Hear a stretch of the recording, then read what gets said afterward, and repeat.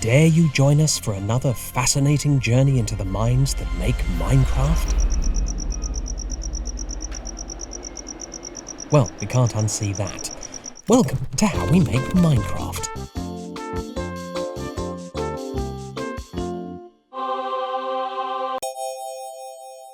This episode is all about Minecraft's art style. Did you know some people don't even think video games are art? Well, those people are wrong, so let's move on. Video game graphics have come a long way in the last few decades, though you might not know that from playing our game. Yeah, when you look at Minecraft's graphics next to Microsoft's other games, well, maybe it's time we kindly ask our corporate overlords for extra pocket money for some plastic surgery.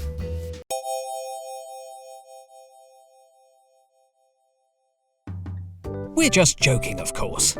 We love Minecraft's unique sense of style. If we didn't, surely we would have got around to changing it by now, unless we were too busy making stupid videos for YouTube. Anyway, in ancient times, games used to have to look like Minecraft out of necessity. Because of what computers and consoles were capable of at the time, early 3D was blocky and blurry and meant that unless your game was about someone who'd lost their glasses in a crate factory, it just wasn't very immersive. 3D steadily got shinier, prettier, and, well, more expensive. So indie developers who couldn't quite afford to make the next Halo instead turned to pixel art and proved games with retro aesthetics could look just as pretty as 3D, if not more so. But what if something came along that married a pixel art look with a 3D open world? One that could take advantage of the unique graphical compromise to be one of the most ambitious, randomly generated sandbox games of its era. One that's art style encouraged players to make their own beautiful art, both 2D and 3D, within its seemingly limitless creative possibilities. Well, sadly, that game never did come along. Thank you for watching. See you next time. Goodbye. Minecraft! Wait, sorry, Minecraft was that game. Sorry, completely slipped my mind. Gotta stop making these videos before I've had my 12 coffees. Yes, Minecraft's unique look mixes pixel art with 3D graphics to make something that somehow isn't an incoherent mess. In many ways, our style is a love letter to the very medium of video games itself. But not literally a love letter. That wouldn't be much fun to play, and might be a bit creepy. And because we haven't aimed for photorealism, but instead a style that can be scaled up and down, it means the game can run on lots of different platforms. Why, it can even run on the lead Minecraft developer's glasses. Oh dear, they really needed those. Looks like there'll be no update this year.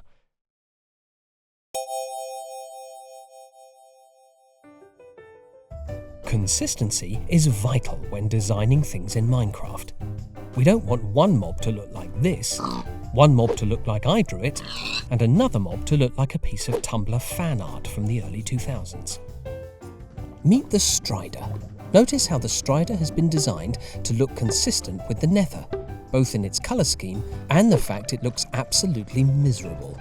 Hey, you try living in the Nether. The rents are scandalous. We believe concept art shouldn't be treated as a sacrosanct blueprint, but more as a rough guide to inspire the final design. Just look at the concept art for some of Minecraft's most iconic bits compared to what we eventually went with.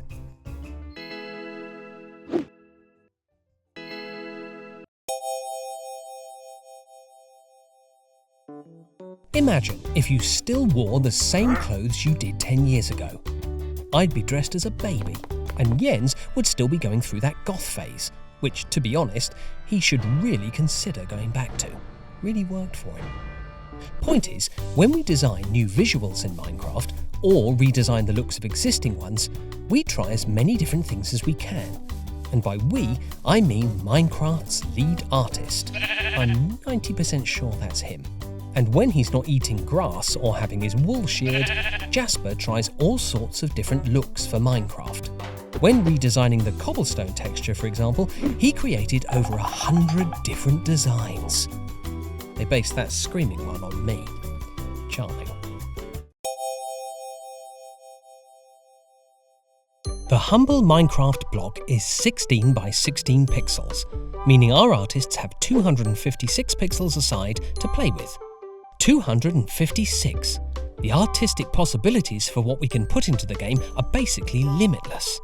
How about a block that's entirely light blue? Sometimes I amaze even myself.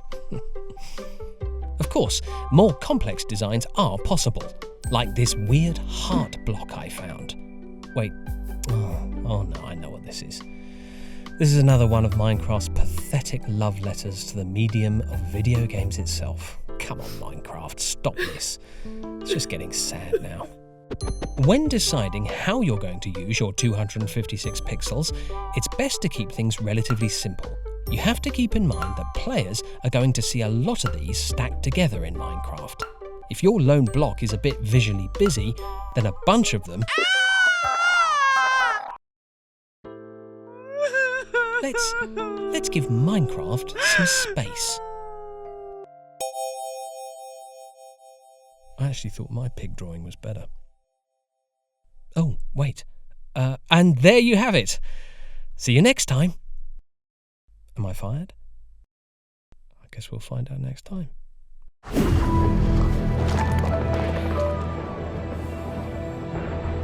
think I'm fired.